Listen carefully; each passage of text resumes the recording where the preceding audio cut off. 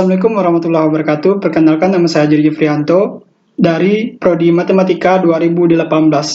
Nah, di video kali ini kita akan mempresentasikan video praktikum dengan mata kuliah analisis regresi. Nah, ini adalah contoh data kita yang telah disediakan, yaitu dari Pittsburgh sampai dengan St. Louis. Jumlah datanya ada 20 data, kemudian variabelnya Y versus X, X1, X2, X3, X6, dan X8. Nah, ini adalah data-data yang telah disediakan. Setelah itu, kita akan mencari plot data dengan matriks plot.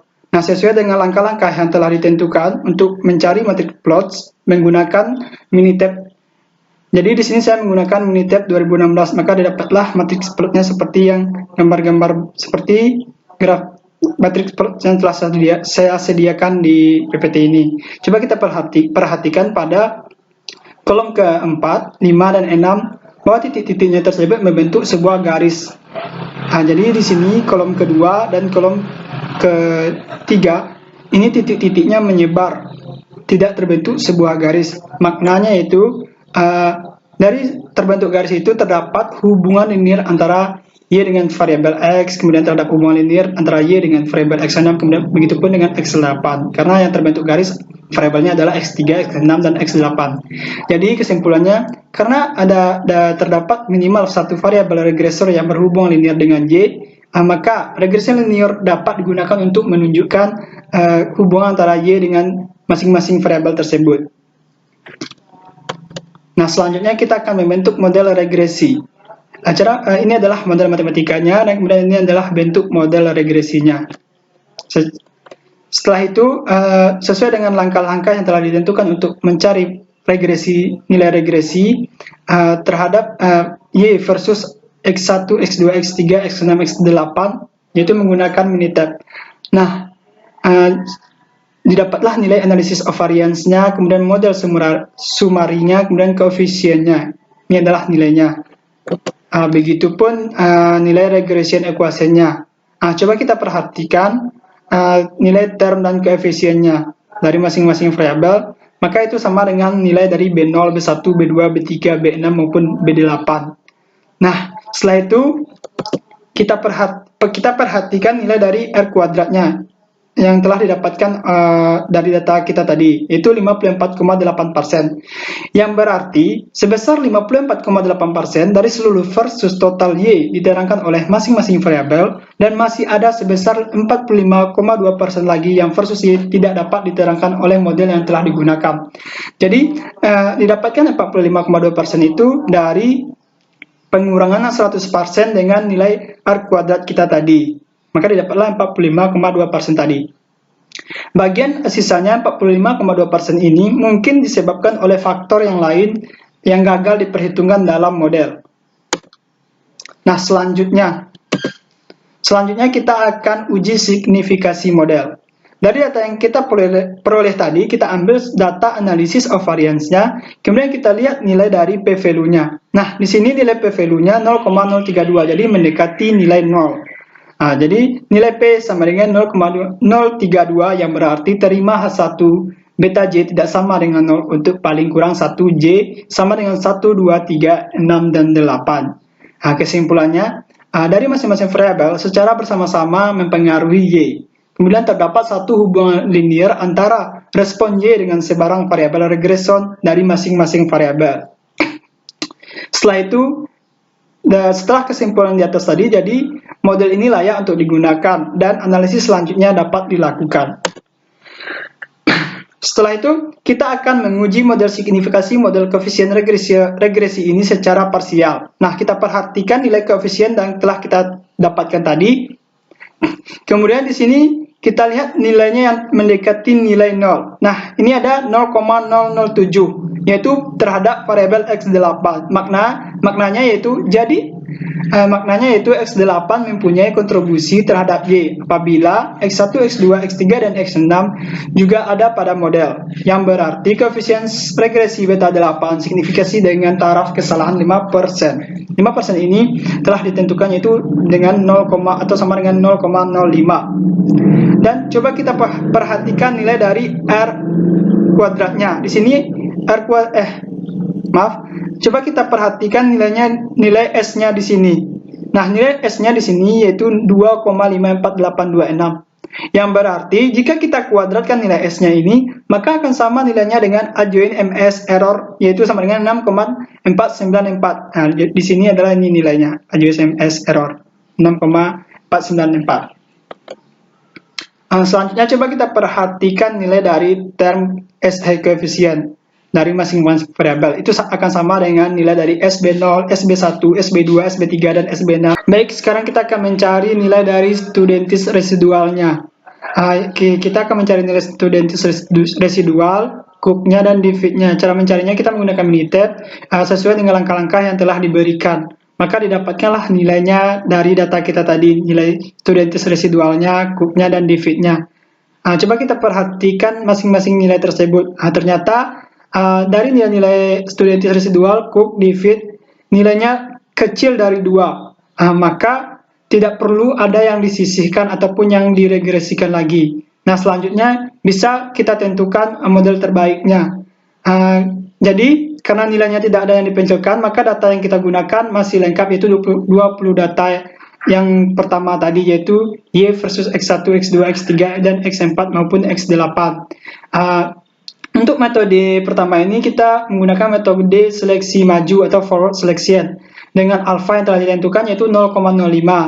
Didapatlah nilainya seperti berikut: ada regression equation, coefficient, model summary, analysis of variance, kemudian fit and diagnostic for initial observation. Kemudian yang kedua yaitu menggunakan metode seleksi mundur atau backward elimination dengan alfa yang sama 0,05 dan langkah-langkahnya juga sama untuk membentuk regresi, dan kita dapatkanlah nilainya. Jadi nilainya itu sama dengan metode seleksi maju tadi. Kemudian ketiga kita menggunakan metode penyelisihan atau stepwise dengan alfa yang sama 0,05 dan didapatkanlah nilai masing-masingnya seperti PPT yang saya tampilkan. Jadi nilai metode 1 sampai metode 3 ini nilainya sama semua. Dan dan selanjutnya menggunakan metode semua kombinasi. Nah, metode kombinasi ini kita kelompokkan menjadi 5.